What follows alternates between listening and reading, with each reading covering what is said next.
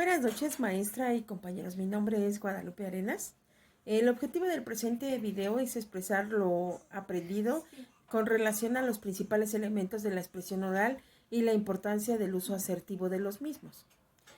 Como sabemos, la comunicación oral o escrita representa un proceso fundamental para las relaciones humanas.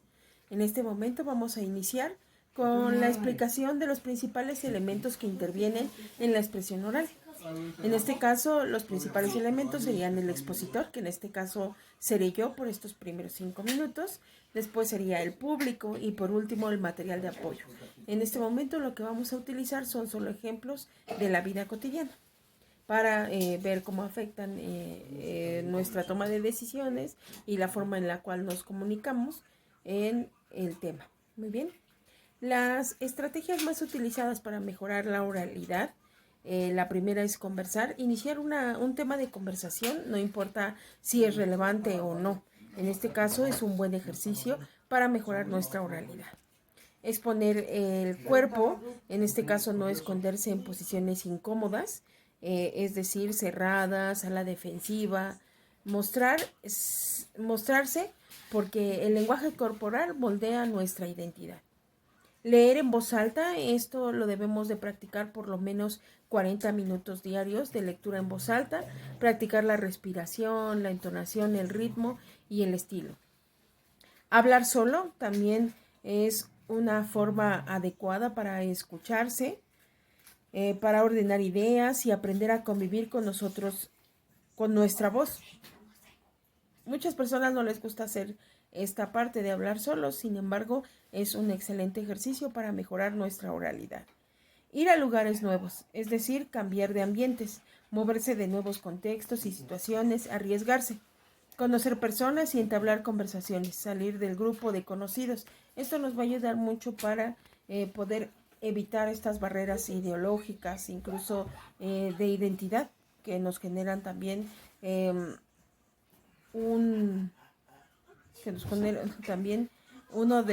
es una de las principales barreras en la comunicación.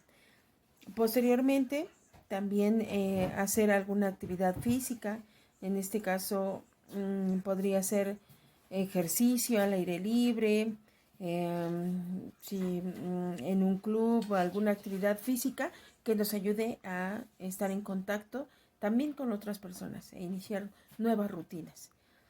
También respirar conscientemente, aprender a manejar nuestra respiración tiene muchas ventajas, entre ellas con la respiración consciente podemos calmarnos cuando estamos nerviosos, por ejemplo en este momento. También podemos llenarnos de energía y pues hacer las cosas un poco mejor. Sonreír. En todo momento sonreír. Esto también va a romper muchas barreras y nos va a hacer que nos acerquemos a otras personas. Consultemos primero a quienes nos sonríen, escuchamos más a quienes nos sonríen, etc. Ya se llama más la atención si una persona, el exponente en este caso, el expositor, está sonriendo. Mantenerse serio y en calma, aunque pueda sonar contradictorio, en este caso no nos vamos a reír a carcajadas. Sonreír es una parte y carcajearse es otra. Entonces, si estamos serios y en calma, muchas situaciones exigen esta postura. Lo importante es que sea con seriedad, asociada a la profundidad del tema. Posteriormente, enseñar a otros, explicar pequeños temas. Esto también es un buen ejercicio. Contar películas, cantar canciones, contar historias. Esto también nos ayuda mucho a practicar nuestra oralidad.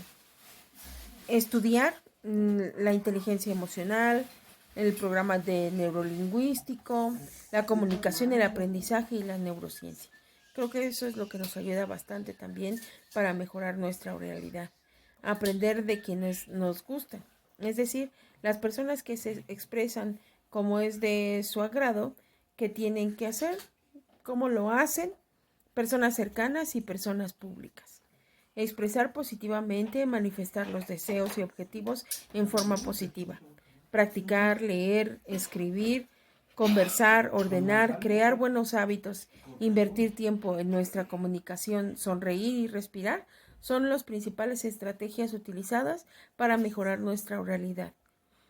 Ahora les voy a hablar un poco acerca de las principales barreras. En este caso, como lo leímos en el libro de Roberto Gasperín, Comunicación y Relaciones Humanas, las principales barreras que se identifican son 16. La primera es no escuchar. A veces no sabemos escuchar y esto genera muchos problemas. El poder, la ideología y el estatus, tal cual como lo dice, a veces el poder corrompe. En este caso, corrompe las relaciones humanas. En muchos casos, el asignarse el poder, el asignar un estatus, genera que las personas traten de diferente manera a quienes no tienen ese poder y no tienen ese estatus. Una ideología política o religiosa también interviene mucho en las relaciones humanas. Es decir, si yo no le voy al mismo partido, si yo soy cristiano y el otro es musulmán, eso también genera una barrera de comunicación. Posteriormente, el prejuzgar, el adivinar o el suponer. En este caso, antes de que nos digan, nosotros nos adelantamos. La realidad la pintamos como nosotros creemos que es, más no estamos dispuestos a escuchar la otra realidad. Y eso también genera muchos problemas. También las actitudes negativas y la subjetividad, como lo dice, como se expresa en prejuzgar, adivinar o suponer, la subjetividad también lleva ese mismo enfoque, en el cual nosotros, en lugar de dejar que la persona hable o diga, siempre nos vamos a ir por nuestra supuesta realidad, más no la que se expresa. La superficialidad del asunto. Es decir, que muchas veces nosotros nos expresamos en temas sin importancia, programas televisivos, etcétera, que nos hacen ser bastante superficiales. Y eso se ve reflejado también en nuestra comunicación. Hablamos de la telenovela, hablamos del partido de fútbol y esos son temas bastante superficiales que no nos van a llevar a ningún lado. La rutina de vivir, es decir, la rutina de vivir es cuando ya estamos acostumbrados a ver cotidianamente a las personas, por ejemplo, nuestra familia. A veces estamos tanto tiempo con ellos que ya no nos importa si nos comunicamos o no, o si escuchamos o no, simplemente contestamos de manera automática. El engaño y la mentira. Muchas veces, por ejemplo, en las comunidades indígenas, cuando los partidos políticos van y ofrecen despensas a cambio de un voto, genera pues sí, una mentira en la cual ellos les mencionan que van a apoyarlos, que los van a ayudar y al final terminan por no apoyar y por no ayudar. Esto genera muchos problemas, no solamente a nivel personal, sino también a nivel político, en el cual pues las personas dejan de creer y cuando llega otra persona con alguna finalidad de ayudar en serio, pues entonces ellos ya no creen y posteriormente pues trae muchos problemas. El engaño, el lenguaje.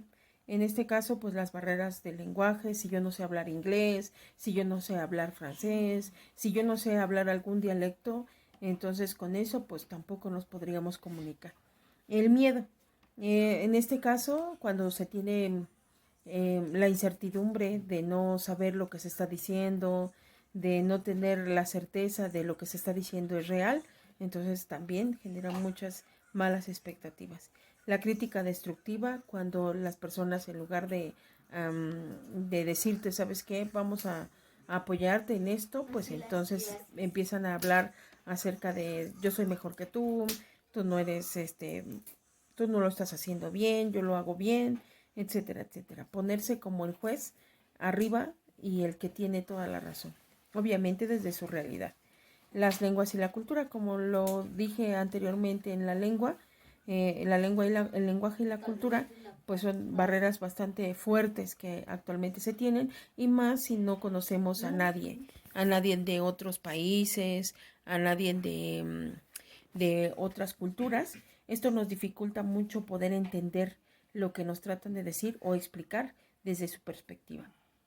El creer que solo existe una realidad, en este caso, pues sí, solo la realidad es la mía. Y si yo no conozco a nadie más, si nadie más pone oposición a la idea que yo tengo, pues entonces creo y estoy convencida de que esa es la verdad, aunque no lo sea. La prisa y la impaciencia, en este caso la necesidad de hacer muchas cosas en un día. el estrés de la ciudad, el que no te da tiempo a hacer muchas cosas, pues eso también te hace realizar actividades o comunicarte de manera incorrecta.